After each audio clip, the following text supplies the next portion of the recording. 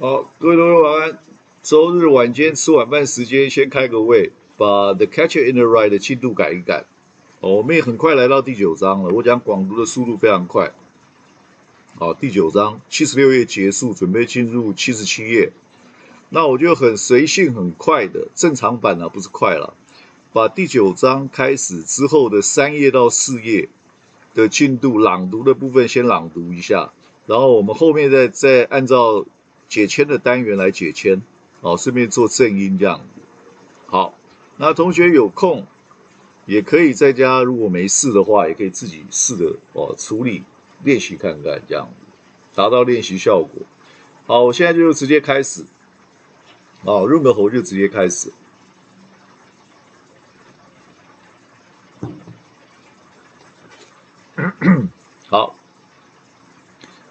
好，第9章没错 ，Chapter 9.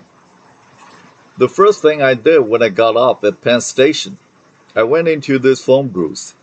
I felt like giving somebody a buzz. It felt like they left my bags right outside the booth so that I could watch them. But as soon as I was inside, I couldn't think of anybody to call up. My brother DB was in Hollywood.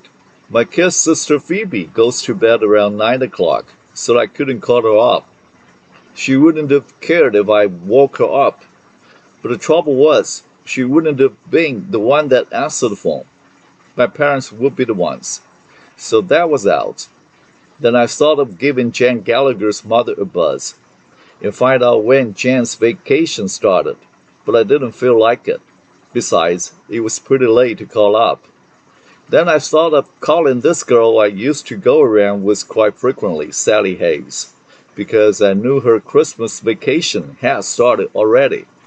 She'd written me this long, phony letter, inviting me over to help her trim the Christmas tree Christmas Eve and all. But I was afraid her mother'd answer the phone. Her mother knew my mother, and I could picture her breaking a goddamn leg to get to the phone and tell my mother I was in New York. Besides, I wasn't crazy about talking to old Mrs. Hayes on the phone. She once told Sally I was wild. She said I was wild and that I had no direction in life. Then I thought of calling up this guy that went to the Wooten school when I was there, Carl Luce. But I didn't like him much, so I ended up not calling anybody. I came out of the booth after about 20 minutes or so and got my bags and walked over to that tunnel where the cabs are and got a cab. I'm so damn absent-minded. I gave the driver my regular address, just out of habit and all. I mean, I completely forgot I was going to check up in a hotel for a couple of days and not go home till vacation started. I didn't think of it till we were halfway through the park. Then I said, "Hey, do you mind turning around when you get a chance? I gave you the wrong address. I want to go back downtown." The driver was sort of a wise guy. "Can't turn around here, Mac. This here is one way. I have to go all the way to Knightdale Street now." I didn't want to start an argument. "Okay," I said. Then I thought of something all of a sudden. "Hey, listen," I said. "You know those docks in the lagoon right near Central Park South? That little lake? By any chance, do you happen to know where they go, the docks, when it gets so frozen over? Do you happen to know by the chance?" I realized there was only one chance in a million. He turned around and looked at me like I was madman. "What are you trying to do, bud?" he said. "Kid me?" "No, I was just interested, that's all." He didn't say anything more, so I didn't either, until we came out of the park at 90th Street. Then he said, "All right, buddy, where to?"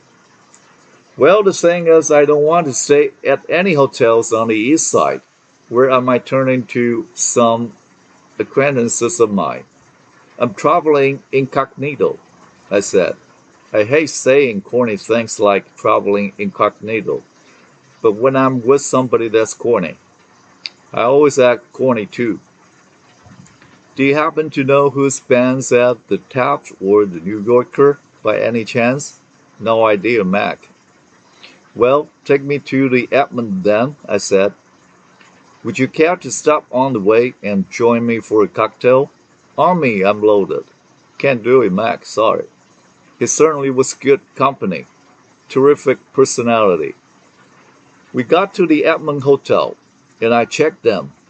I'd put on my red hunting hat when I was in the cab, just for the hell of it. But I took it off before I checked them. I didn't want to look like a schoolboy or something, which is really ironic. I didn't know then that the goddamn hotel was full of perverts and morons, schoolboys all over the place. They gave me this very crummy room with nothing to look out of the window at except the other side of the hotel. I didn't care much. I was too depressed to care whether I had a good view or not. The bellboy that showed me to the room was this very old guy, around 65. He was even more depressing than the room was. He was one of those bald guys that comb all their hair over from the side to cover up the baldness.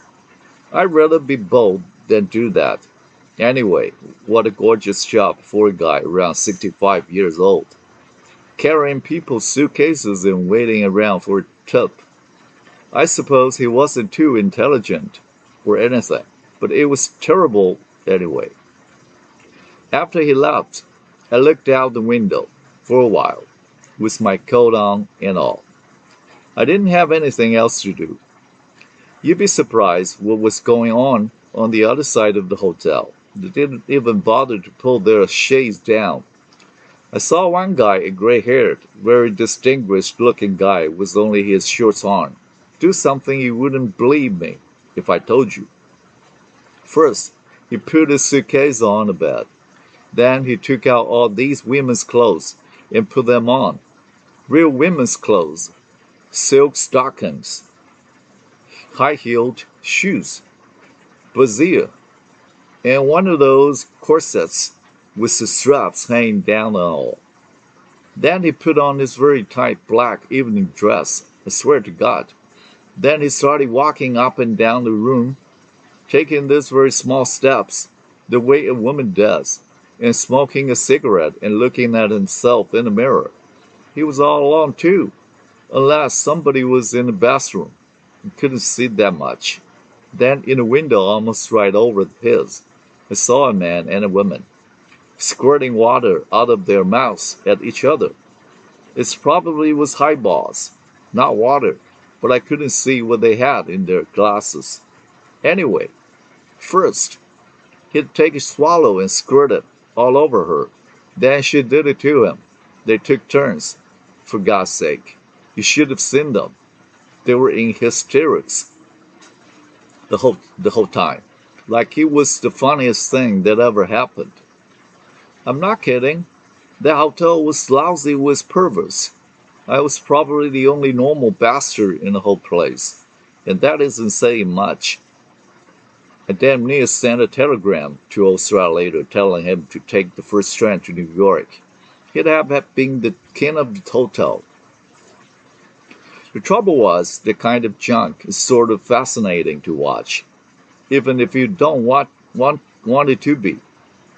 For instance, that girl that was getting water squirted all over her face. She was pretty good looking.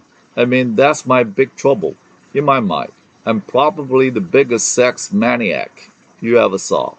Sometimes I can think of very qualmy stuff I wouldn't mind doing if the opportunity came up. I can even see how it might be quite a lot of fun in a qualmy way. And if you were both sort of drunk and all, to get a girl and squirt water or something all over each other's face. The thing is, though, I don't like the idea. It stinks if you realize it. The thing, if you don't really like a girl, you shouldn't horse around with her at all. And if you do like her, then you're supposed to like her face. And if you like her face, you ought to be careful about doing qualmy stuff to it, like squirting water all over it. It's really too bad that so much Kwame stuff is a lot of fun sometimes. Girls aren't too much help either. When you start trying not to get too Kwame, when you start trying not to spoil anything special, really good. I knew this one girl a couple of years ago. That was even Kwame than I was, boy. Was he Kwame? 好，10分钟了，到81页过了81页1点。